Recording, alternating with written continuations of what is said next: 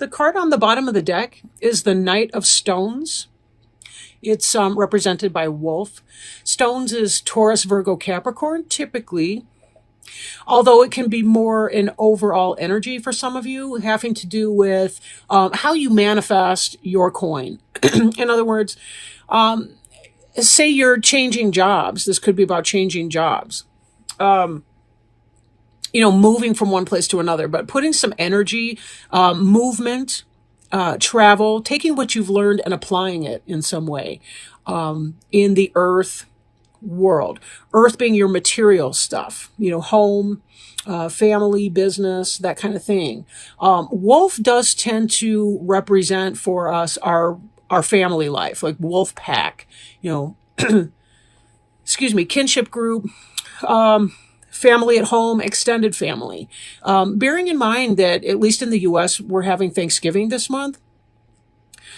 So for some of you, it could have to do with getting together with the family and celebrating Thanksgiving and some of the energy that's going to be coming from that.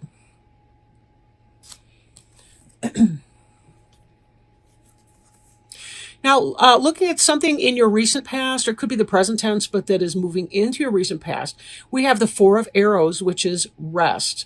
Bodily rest, mental rest, just kind of taking some time out. Maybe some of you are having a 4-day weekend if you have Thanksgiving and Black Friday off, but taking some time to meditate and rest, relax, kind of withdraw from things.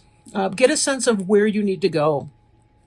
We understand that with a butterfly, for instance, it's when you go into the chrysalis phase, when you withdraw from the world, you're alone in your cocoon, or I'm going to mix up butterfly and moth energy. It's just going to happen because that's who I am and what I do. But so imagine that you're kind of in that chrysalis metamorphosis stage. You've wrapped yourself with this silky crap or whatever, and now you're withdrawing from the world. There's a great deal of change. Metamorphosis that's going on behind the scenes. And this is kind of you when you withdraw from things and take that time out and do some self-care, some rest, some relaxation. And then when you emerge, you have a better sense of what it is that you need in order for your ideas, your dreams to take flight. This is about refocusing and taking the time that you need, taking time out to be able to do that. So let's bring on board our next card that we see here, the Eight of Wands. Eight of Wands is hearth fire. For some, this could be physical symptoms like heart issues. It could be heartburn. The hearth is the center of the home and the family. For those of you that are in good health, positive health, hearth fire is about communication and lots of communication coming in. It's about travel. It's about the things that the family centers around for warmth, literally, physically, symbolically, right? Going into that time of rest, spending time with the people that you love the most, right? Your home and your hearth fire people, your kinship group, your wolf pack. Now, some of the things that may come up for you when you're in this experience of rest or meditation, you may identify some areas which you need to clear. And so that's going to be consuming your thoughts a little bit. We have to be able to clear things out in order for new things to come in. I heard it put by another reader that if you are ordering, say, a new couch, you have to get rid of the old couch before you have space for the new one, right? It's that same kind of idea. You can't bring something new on if you are not going to have any space for it. So part of what we do here is we have to clear things. Aside from the damage that's going on in California, a burn, a forest fire, for example, is a great way to clear out old growth and make room for the new. In fact, there are even some plant species, some trees and all the rest, where they need the fire in order to crack open the nut and have the new generation be able to take root and to grow. That's not all of the plant species out that way, of course, but that is a necessary process. In fact, lightning used to start a lot of forest fires, wildfires, and so on. Now, we have human-made stuff, and sometimes we interfere with that process. What used to be a healthy, natural process, now we try to manage because we've got people living there and so on. So part of what you're going to be trying to do in your moment of rest, as you're experiencing all this communication, all this energy, all this travel, all this movement that's going to be coming in, part of what you're going to need to do is, how do I clear this out without burning people? But how do I profess my need for growth? How do I communicate my needs without burning other people? There's a balance to be found in that process. Right. We can say things without being harsh. We can say things in a positive way. It does take tact and skill, of course. And that's part of what this rest period is speaking to, is that, it's cooler minds will prevail is the expression, right? Meaning, keep yourself in check as you're thinking things through. There may be a better way to do it. Sometimes things get kind of chaotic around the holidays, and passions can flare up. Choose your battles, and do we have to win? Sometimes it's about, do I want to win this argument, or do I want to be happy within this? Now, be on the lookout for issues of balance, right? Issues of balance. Some of you may find that you are really feeling at peace with yourself, and this may be in part because of this rest energy that you're having, and being able to take that time to meditate and really connect with your essence. What is the truest piece of you? We have here the element of the sun. We have the yang represented in the white horse, the red horse, the yin. We have the moon element and energy over here. We have a symbolic primordial egg with a fetus or an embryo in it. And the idea is about finding a way to balance opposing forces within yourself, so that you can, let me put it this way. There's a card called the Chariot in other decks. And one of the things is, there's two horses, typically a black and a white horse, or, like this one, a red and a white. And they represent opposing elements, opposing forces within one's own self. And it's about bringing those two together, hitching them to the same wagon, and harnessing those forces to move in a singular purpose or a singular direction, right? A lot of things that we have, for example, are just such socializing influences. There's healthy ways to do things, like say a kid's having anger management problems, you put them into some kind of sport where they can burn off some of their steam. Marriage is a healthy outlet for sexual appetites, right? So there's places we can do, we can take some of our more mysterious sides to ourselves, our shadow side, and we can try to find a way to express that need in a healthy social way. And that's part of what the card of balance teaches us. Now, the card of balance can be likened to yourself, the Gemini, in that here's a person with those conflicting dual natures, the twins, so to speak, more like fraternal twins, a brother and a sister than, identical twins. But it's the same type of energy here, trying to bring that forward, trying to find a balance within yourself that you can move forward in a singular purpose, in spite of the fact that some of you may be experiencing some conflict throughout that. Now, we see here again the same sense of a primordial egg in the moon card, front and center, right? We also see a lot of the wildness of nature. The moon can typically represent deceit, things that are hidden, things that may not be out in the clear, things that are a struggle, right? Things that are a struggle to bring to light. In fact, one of the lessons of the wolf is that the wolf is not just a sweet domestic animal that is loving within its pack members and so on. It can also be very, very savage. And it's about the balance of these two impulses and trying to allow your more domesticated side to come forth in here. That's part of the socialization process, and that's part of what makes civilization work out, is that we have to temper some of our wilder, baser, more primeval senses to bring forward something that can live in a harmonious social system. I don't know where the hell I'm going with any of this. It's just kind of coming through, but whatever. There is some sense of a struggle, however. There's something that's on your mind that's sort of bothering you. Eight of Arrows can be the anxiety card, right? Anxiety, I must have told 100 clients this in my career. Anxiety has to do with when our thoughts, white horse, and our emotions, red horse, are at odds with one another. We tend to, well, oftentimes what can result is an anxious state. Look at the lack of color in the Eight of Arrows card. It's like black or white, whereas the Balance card is so harmonious and so lovely. Balance is also about healing. You'll notice the caduceus that's represented here with the horses, which is an old symbol of healing. But with the Struggle card, this can indicate some level of disconnect from reality, disconnect from self.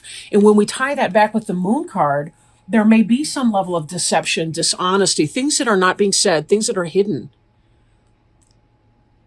And an anxious struggle. If you're acting, if you're behaving, or thinking in a way that's at opposing forces to your emotions, it's going to be potentially this anxious state.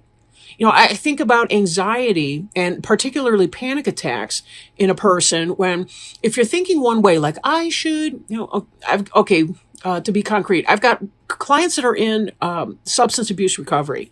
And one of the things they'll tell me, oh no, I'm not having any cravings for any drugs or alcohol, but the reality is that their biological wiring has changed in their addiction.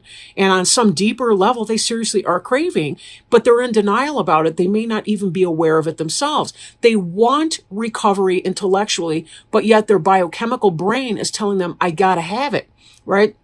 Opposing forces. So a lot of times they'll be having panic attacks in the middle of nowhere, for seemingly no reason. There could be a trigger, but maybe not. Sometimes it really is just about the biochemistry is kicking out some sense of desperation, in hopes that they lose control and use again.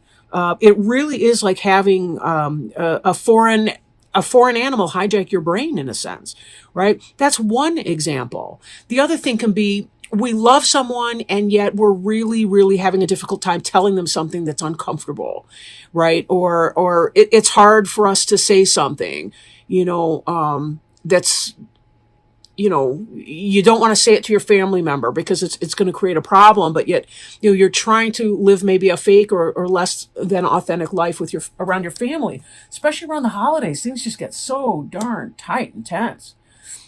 So there is a need to clear something away, something that's been creating potentially this anxious state within you.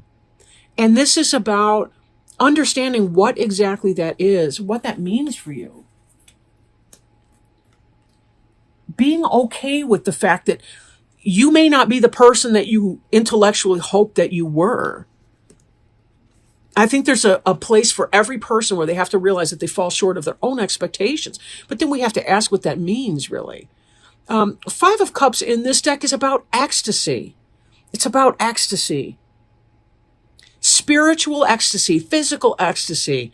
Cups is the suit of emotions and spirit. So in some way, this card is about the yes. Capital Y, capital E, capital S, 3 exclamation points, underlined several times, whatever kind of yes. Ecstasy that this entails. But that brings us back to this question, what exactly is going on under the surface here? Now, the moon can be some sort of a phase or a cycle that's going on. And we have here this challenge, the Two of Stones. This is a duality. These are battling bunnies, right? They are at a conflict. These are boxing hares. They are not having fun. They're not playing games. They're serious about this. There's some kind of battle that's going on. It's either in your external environment or it's in your internal world.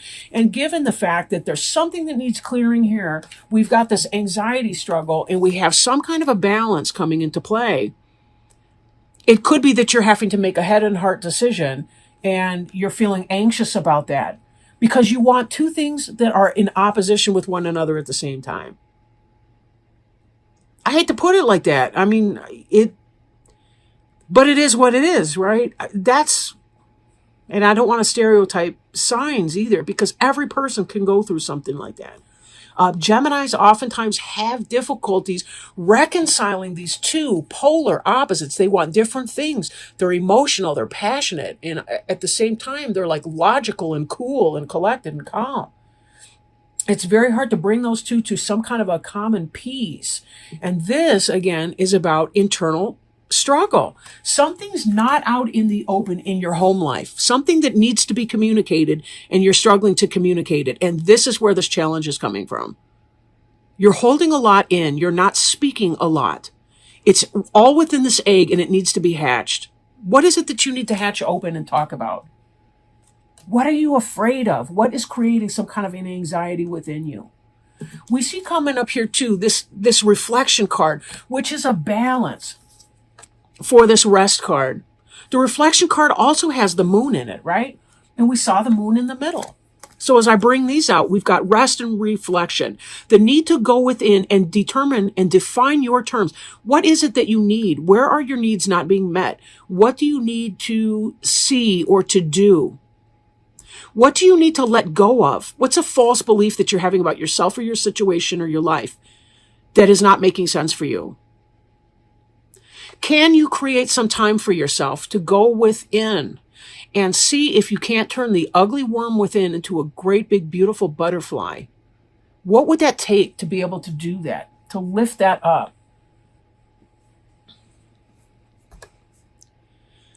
Reflection is like the rest card on steroids. It's about working with the intuitive nature of the self. It's about working with lunar energies, with yin energies, high priestess energies.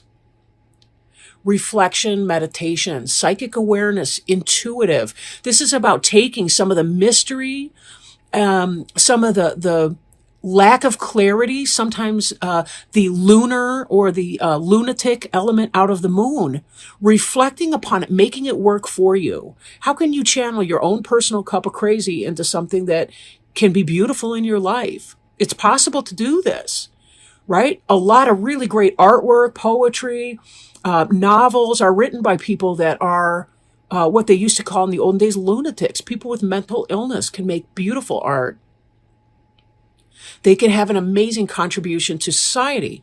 Now, this doesn't literally mean mental illness per se. This just means there are wild parts of ourselves that are often unacceptable to ourselves, even if it's simply because there's a societal norm or a stereotype or something that we need to reconcile ourselves to, that we fall short of some arbitrary mark, whatever that looks like. Where is your mark? Where is your line?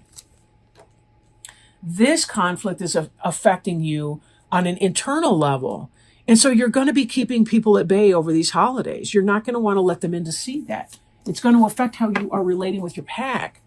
What do you need to get rid of? What's causing you anxiety? How can you reconcile those two opposing factors? And taking some time to reflect. Taking time for self-care. You know, I get snappish if I don't have enough self-care. If I don't take time away, I get snappish. And it's not even the person that I'm talking to. It's just that I've had my limit. I've used up my words for the day. Now I need some space. I got to space out, put the headphones on, whatever the hell happens, right? It's a major arcana card, not surprising. And it's called the Hierophant. And the Hierophant was kind of like a high priest. Can represent certain things. Let me read this to you. It's kind of long, but I think it's worth it. Honorable Lord Crane is the ancient symbol of spiritual justice and longevity. It is both a solar symbol and a herald for death. So here, just in the part about solar symbol and herald for death, we see the bringing together of the yin and yang energies, these balanced energies of polarity, right? And let me point out too, because it just now occurred to me, we also see a crane right here. Could be a heron, but it's a wading bird, clearly.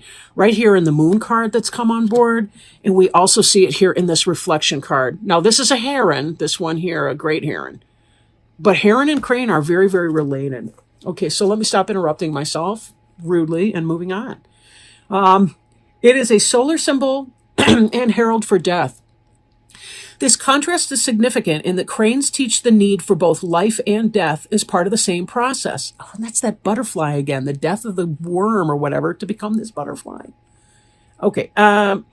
Crane always heralds the end or change of old ways so that a new expression can be born within them. Being a wading bird, a crane moves between water and the land, earth and sky. Its movement between the worlds, between realms, and between times can help us learn how to draw upon our own innate waters, our intuitive faculty, awakening a freshness within tradition for new growth. In more ancient times, the hierophants, the priests and priestesses, were schooled in walking between the worlds with all that it implies. Oh, that's that reflection card again. Cranes reveal how past lives affect the present. They reveal how death is just a transition and not an end. They open doors between all worlds, realms, times, and traditions, stimulating new tangible spiritual experiences. Crane always awakens us to the ancient ones, the beings of spirit in the various spiritual realms, including that of the fairy. Now is the time to draw upon ancient teachings and to find ways of re-expressing them within the modern world and within your current life. The crane, because of its link between worlds, awakens past lives, reveals how ancient we truly are, and how the past is affecting our present. It heralds a new understanding of life issues and of sacrifices we have made or are making by revealing our karma and how the laws of spiritual justice are at play within our life. The crane often lays 2 eggs in the wild, but usually only rears one. The parents are very secretive in rearing their vulnerable one. This reflects a need to develop a new sense of protectiveness, a need for secrecy in regards to something being given birth to within our life. In this way, the birth and the ensuing life will be long and productive. Crane reminds us to celebrate our creative resources and to keep them alive, and teach us that through proper focus, that to which we give birth will have a long, honorable life. The reverse crane reminds us that spiritual justice will play itself out within the mundane world, but not necessarily according to how we believe it should. Things will unfold, though, in the time, manner, and means that is best. Appropriate card. I couldn't help but thinking about this moon card when it was talking about the things, secrecy, and the things that we're about to give birth to being kept into some kind of a secrecy. And again, it kind of ties back to this something that's about to be hatched, in trying to identify what exactly that is in your life. Sometimes we don't want to foreshadow our moves by telling everybody what we're up to until we get to the point where we're ready to do that, launching our new product idea, our new business, our new service that we're providing that fills some kind of a niche that's been overlooked so far. There's a reason for that type of secrecy. So whatever it is that you're doing, be very careful that you're taking time for yourself, doing your self-care, that you are listening to your wisest self, your best impulses, your wisest self, and instead of neglecting or rejecting the parts of you that may not fit somebody else's idea or even your own internalized idea of what you have to be, allowing yourself to celebrate all the parts of yourself, the sunshine parts and the shadow parts alike. Trust that you will be able to bring them forth in the best and healthiest manner for everyone involved.